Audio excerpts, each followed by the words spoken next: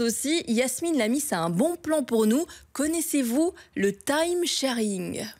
Est-ce que vous connaissez, vous, Julie, Une histoire de partage, d'appartement, de maison. C'est vrai que le time sharing a eu le vent en poupe depuis le début des années 2000. Il y a eu beaucoup d'arnaques, beaucoup d'abus.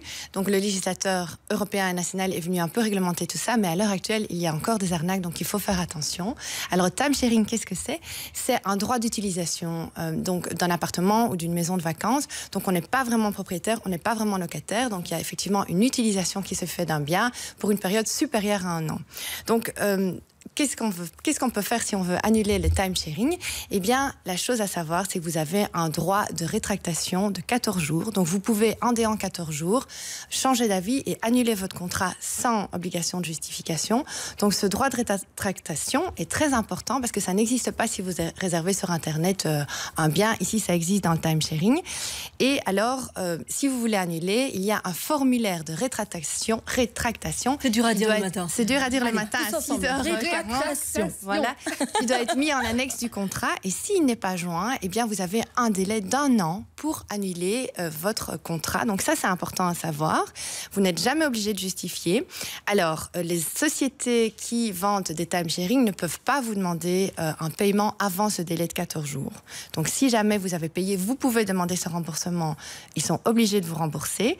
Par contre, qu'est-ce qu'on fait si on veut annuler après ce délai de 14 jours? Eh bien, la première chose à faire, c'est demander si la société peut ou veut reprendre ce droit d'utilisation. Ça peut se faire à l'amiable. Et il faut savoir aussi que les règles sont différentes si c'est en France, en Espagne ou ailleurs en Europe ou dans d'autres pays. Il y a toujours un peu des règles qui s'appliquent différemment. Donc, essayez toujours, une première chose, c'est de résoudre ça à l'amiable. Alors, des arnaques, oui, ça existe encore, malgré ces nouvelles réglementations. Il y a des arnaques de revente frauduleuse de time sharing.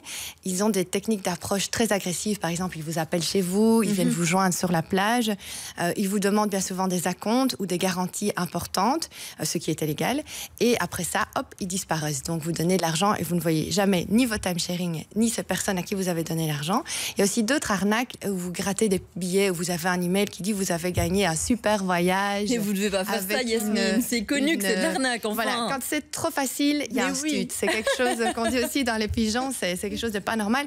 Mais parfois, ça arrive qu'on se fait avoir. Une fois arrivé sur les lieux, eh bien, ils vont vous mettre la pression pour vous obliger d'acheter ce time sharing et pour vous obliger de signer. Donc, faites très attention. On a le droit de dire non. Bien sûr, absolument, non. Il faut essayer de toujours vérifier. Alors, au niveau des bureaux d'avocats fantômes, donc je ne parle pas des bureaux d'avocats normaux, ça existe aussi. Donc, c'est des sociétés d'avocats un petit peu bizarres qui vous contactent en vous disant on va vous défendre, vous avez un problème avec un time sharing, ils viennent vers vous. Vérifiez toujours si ils sont inscrits à un barreau, s'ils sont corrects, s'ils sont nets, parce qu'eux aussi vont vous demander de leur payer une avance et puis hop, ils vont disparaître avec cette avance. Donc soyez toujours tout ce qui vient vigilants. C'est vraiment devenir parano en fait, finalement. Voilà, quand ça vient vers vous et c'est trop facile, il y a un stut. Vous avez des petits liens sympas, des infos pour quelques nous conseils intéressants. Vérifiez toujours bien l'offre. Essayez de bien réfléchir, de bien lire le contrat. Demandez une assistance ou demandez des infos par email si vous ne comprenez pas tout ou si vous n'avez pas toutes les infos nécessaires.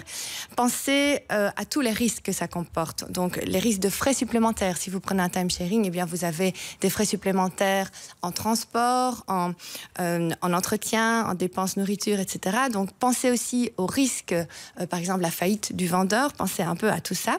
Et alors, le conseil que j'ai déjà donné, donc, utilisez une carte de crédit parce que là, si vous voulez contester l'opération frauduleuse, vous aurez un délai plus long que 14 jours. Donc, ça, c'est important. C'est bien noté. Au niveau des liens utiles, des links utiles, donc, vous avez toujours le centre d'information pour consommateurs européens qui est toujours intéressant, belgique.be et le site de l'Union européenne europa.eu, donc facile à retrouver, et le site ensuite de SPF Économie. Vous avez une série d'infos intéressantes, un contact center à contacter. Et très actif sur Twitter aussi, toujours bien actif, vraiment très intéressant. Merci si vous avez beaucoup, la moindre Yasmine. question. Génial, tous des liens sympas, bien pratiques qu'on retrouve évidemment grâce à notre Yasmine Lamy. Nous, on va sur les routes à 6h53. C'est avec